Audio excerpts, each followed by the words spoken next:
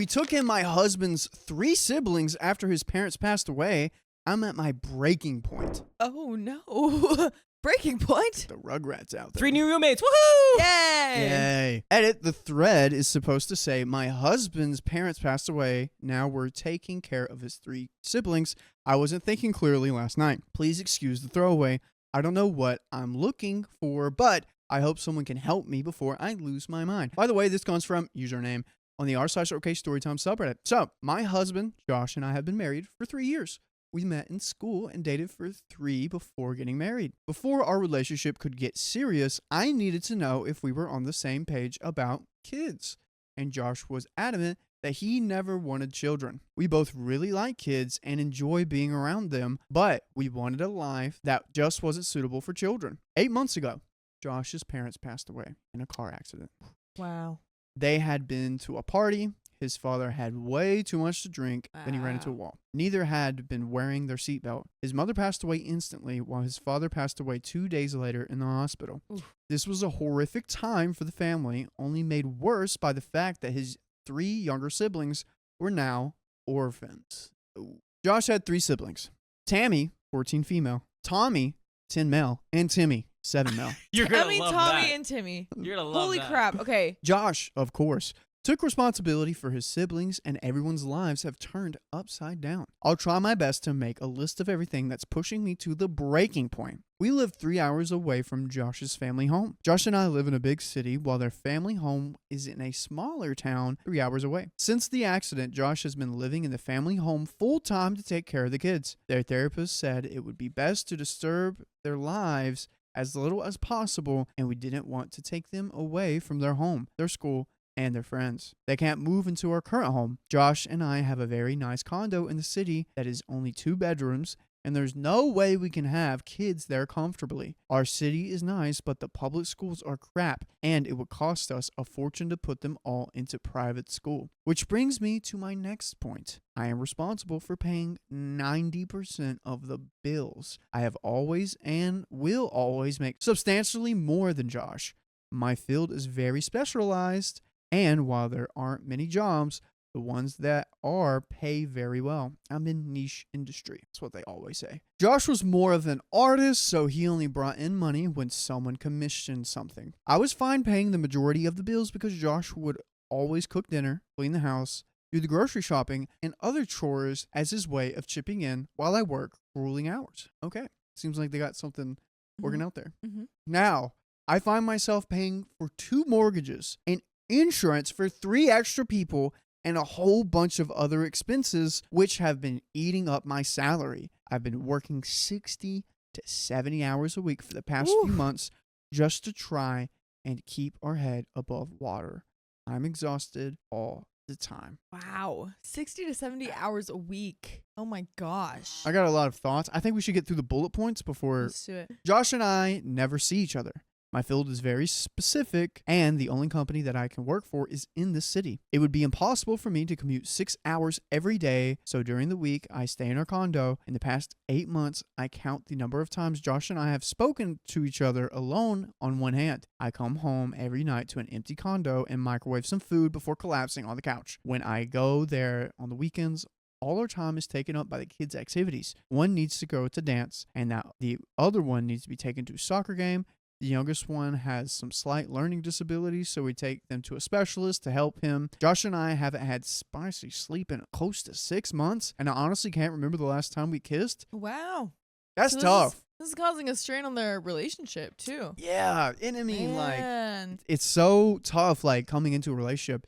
Hey, I don't want kids. You don't want kids. I think we're going to live our lives, because it seems like their lives cannot handle kids. Yeah. And the fact that Josh has to live 3 hours away right now. Yeah. It seems like this is the only family. I was like, why is that aunt not taking him in? Or like Right. someone else. Right. This is like their only option, pretty much. And I don't see any life insurance on here. Like the parents don't have any life insurance that they left behind or any will. They just have a home. I guess. I mean, there might be something, but if it's not coming up in the story, then it might not be like significant enough to do anything to help out, you know? Mm-hmm. I feel stuck just reading that because it's like, I mean, you know, what you would think of as solutions is like, I don't know, daycare systems or like hiring a nanny or something like that. But that all costs so much money. We had been planning on moving to Australia. My company offered me a chance to transfer to one of their branches in Sydney, and before the accident, Josh and I had 100% agreed to go. It was going to be such an amazing adventure and a wonderful opportunity for me to advance in my field. They want an answer by August, and I don't know what to do. I'm breaking. Last night, I came home after working 12 hours. I actually found myself looking for divorce lawyers in the area. Oh, wow. I broke down sobbing and curled up in bed and just kept crying for hours and hours. I feel like I'm losing every bit of my sanity. Reddit, I don't sleep, I barely eat, I have dark circles under my eyes, and even my bosses have said I look gaunt.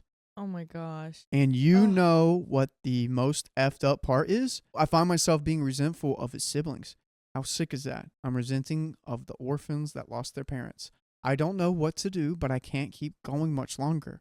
I curl up in my bed all alone. I feel like I'm being crushed by the weight of everything that's happened. When I took my vows, I promised I would stay with my husband in sickness and in health, but I didn't think it extended to his family.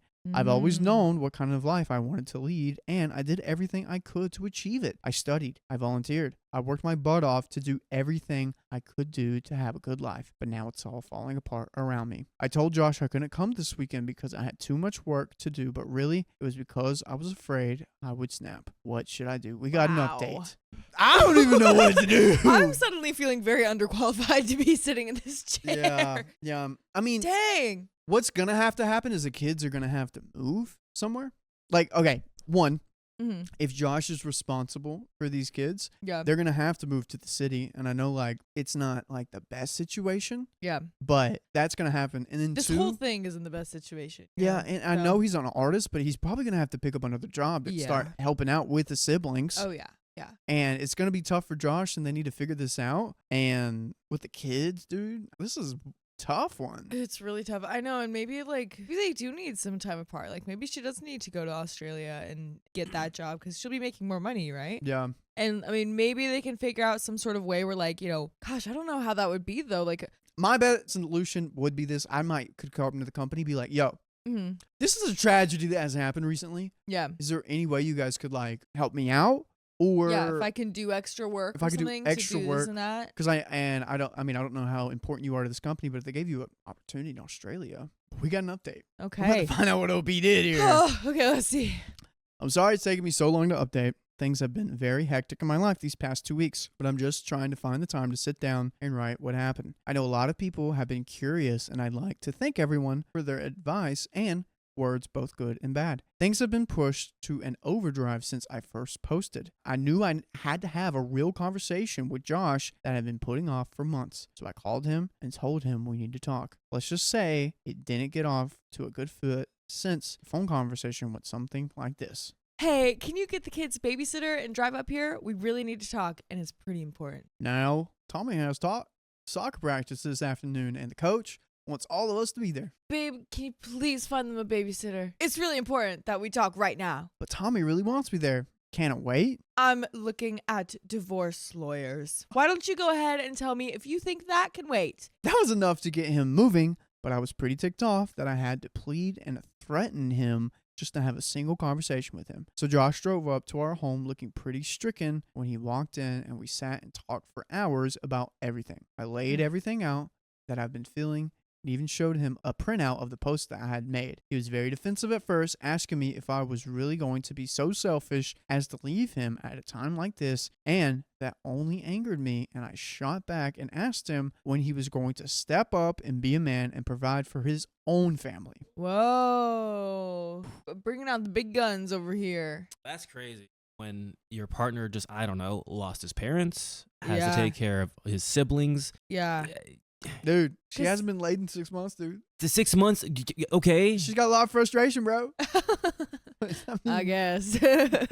Dude, this poor girl. First hour of our talk was pretty spent yelling at each other till our throats were raw. It might not have been the most healthy, but it helped us get out of the anger and frustration we had been feeling over the entire situation. The next 6 hours, after we'd calmed down, we finally just talked. It's been so long since we'd actually had a conversation about us. It felt awkward at first, but then we fell into our familiar rhythms. I'll spare you guys the detail, but there was a lot of crying.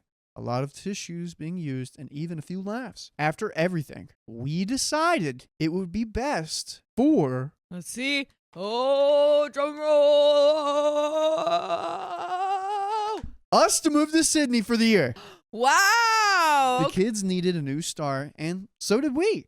Wow. There were too many ghosts and bad feelings lurking around, and we just needed a clean break from it all. I cannot stress how amazing my job has been regarding everything that has happened. I broke down in front of my VP and told her everything, and she's been so kind and helpful. Wow. She was the one that recommended me for the Sydney office, and she's gone above and beyond helping us get everything we needed. Oh my gosh. Oh! This is amazing. Her brother-in-law actually owns a bar in the area, and they need a new bartender. Bro, they got a 2 for 2 right here? All right. What? Job for him too? What the Dude, heck? let's freaking go. She spoke to him, and he offered my husband the job, and they'll be helping with him with all the paperwork. Josh and I also had a long conversation about me not being the sole provider for the family.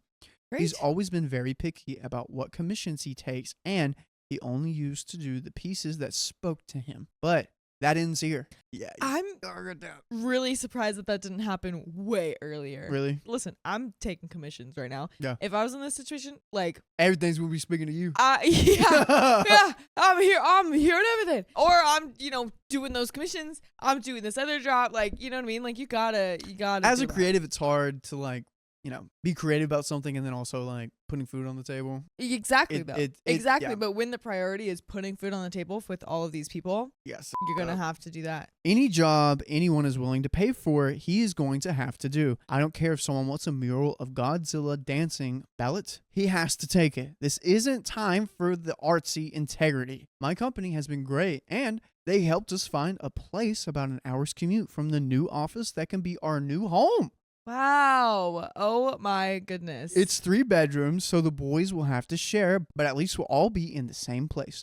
The school systems are really good, though. The rent almost gave me a heart attack. It's crazy that people in Australia pay per week what I pay per month for rent. Oh, wow. We'll So we were wrong about the prices in Australia.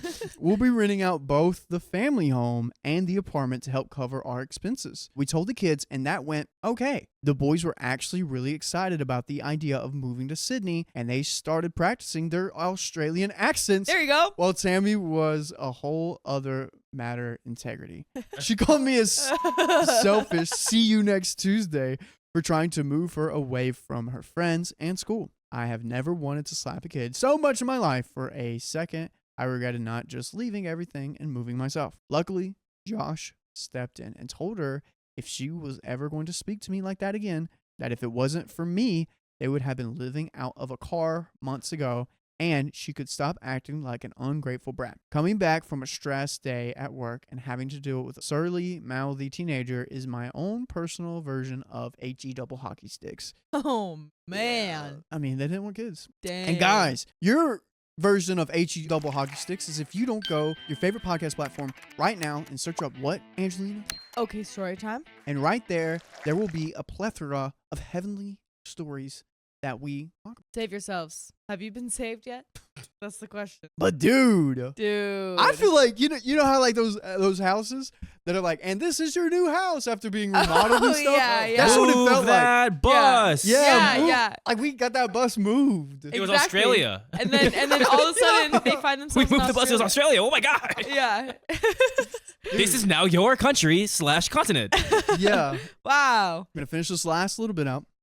Josh and I have plenty of tough conversations to have, and we'll have to see how everything turns out. I'm still very scared of looking back 10 years from now and thinking that I wasted so many years of my life doing something I hated. This year in Sydney is going to be a test for all of us to see if we can actually make it work or if we should go our separate ways. It's going to be a very tough journey, and if anything big happens, I'll update you guys. But for now, wish us luck.